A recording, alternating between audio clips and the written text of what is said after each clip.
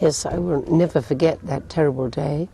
Ես երբեք չեմ մոռանա այդ հրեշավոր օրը։ I think it was in April 1992.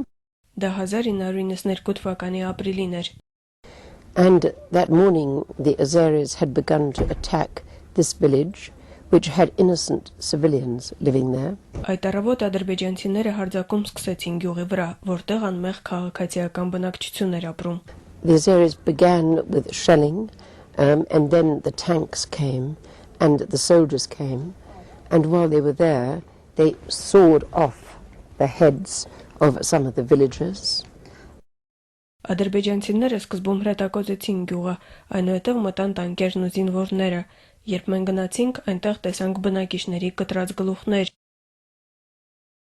I saw the evidence, I saw the saws, I saw the vertebrae on the ground. Ես այդ ամենը տեսել եմ սեփական աչքերով, մարդկանց մարմինների կտրատված մասեր թափված գետնին։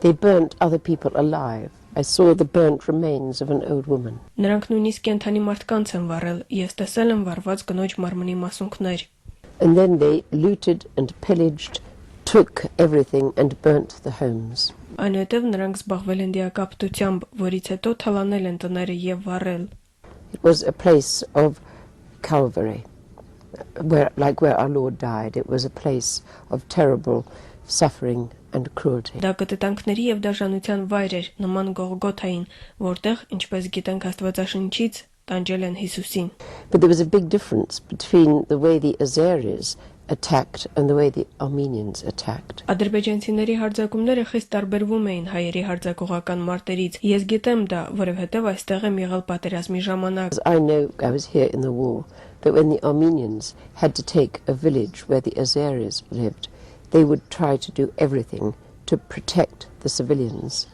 to let them know in advance so the civilians could evacuate and there would be minimum loss of the lives of women and children. Երբ հայերը ստիպված էին լինում հարձակվել գյուղի վրա, որտեղ ադրբեջանցիներ էին ապրում, նրանք անում էին ամեն հնարավորը, որպեսզի խաղաղ բնակիչները չտուժեն, որպեսզի նախօրոք տեղեկացնեն բնակիչներին եւ տարհանվելու հնարավորություն տան։ I was with Monty Melkonian or Ave after the Armenians took Kelbajar, and they had warned with loudspeakers before the attack, asking civilians to leave so they would not be hurt or killed.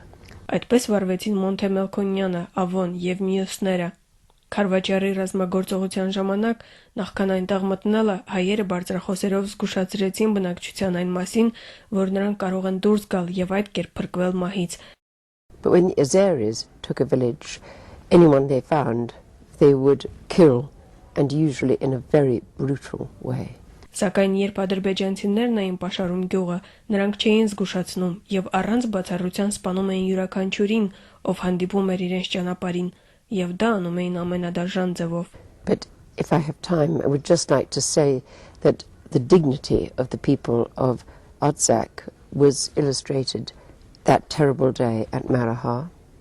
Պետք է խոստովանեմ, որ այդ սարսափելի օրը Մարաղայում Արցախցի ժողովուրդը արժանապատիվ ձևով դրսևորեց իրեն։ Ես ուզում եմ պատմել ձեզ մի պատմություն հայ ժողովրդի արժանապատվության դրսևորման մի օրինակ։ I went from the village of Maraghar to Maraghar to the hospital and met the senior nurse. Մարաղայի դեպքերից հետո ես այնտեղից գնացի Մարտակերտի հոսպիտալը եւ ծանոթացա գլխավոր բուժքրոջ հետ։ That day her son had his head sawn off and 14 of her family had been killed. Այդ օրը ադրբեջանցիները գլխատել էին նրա որդուն եւ սպանել նրա ընտանիքի 14 անդամներին։ I wept with her. There are no words for a time like that.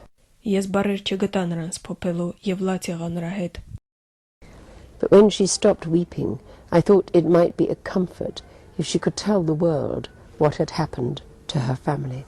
Եվ երբ նա դադարեց լաց լինել, ես մտածեցի, որ հնարավոր է նրա համար սփոփանք լինի, եթե պատմի աշխարհին իր վշտի, իր ցավի մասին։ So I asked her if she would like me to give a message to the world, and she said yes.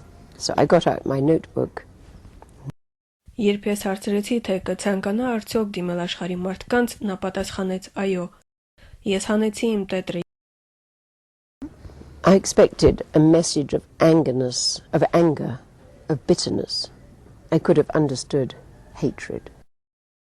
Եվ սպասում է լսել մի բան, ինչը կարտահայտեր նրա չարությունը, վիշտը, ատելությունը, ես կհասկանայի նրան։ But her face changed from grief to dignity, and she just said these words. Բայց նրա դեմքը փոխվեց, վշտի արտահայտությունը փոխարինեց ներողամտությունը, եւ նա արտաբերեց միայն հետեւյալ բառերը. I am a nurse. I have worked in this hospital for a long time, and I have seen how the medicines which we brought have saved many lives and eased much pain. So all I want to say is thank you to those people who have not forgotten us in these terrible days. Ես բուժքույր եմ, ահա արդեն շատ տարիներ աշխատում եմ այս հոսպիտալում, եւ ես տեսել եմ, թե ինչպես դեղերը, որ դուք ուղարկում եք մեզ, փրկում են շատ կյանքեր եւ օգնում են թեթևացնել մարդկանց ցավն ու տառապանքները, եւ ես ընդամենն ուզում եմ երախտագիտություն հայտնել այն մարդկանց, ովքեր չեն մոռացել մեր մասին այն ահավոր օրերին։ I do not think thank you are the words that would have come to my mind on the day I had seen some of my family killed, but that is the dignity of the people of Armenia. Չեմ կարծում, թե իմ գլխում կարող են երախտիկի նման խոսքեր ծագել այն պահին, երբ իմ առջև դրված են իմ ընտանիքի անդամների դիակները, բայց դա եղել է հայ ժողովրդի հպարտության եւ արժանապատվության դրսեւորում։ But I do tell that story around the world, and it is my deep respect for the Armenian people, and I think that is one example of why so many people want to visit with me now.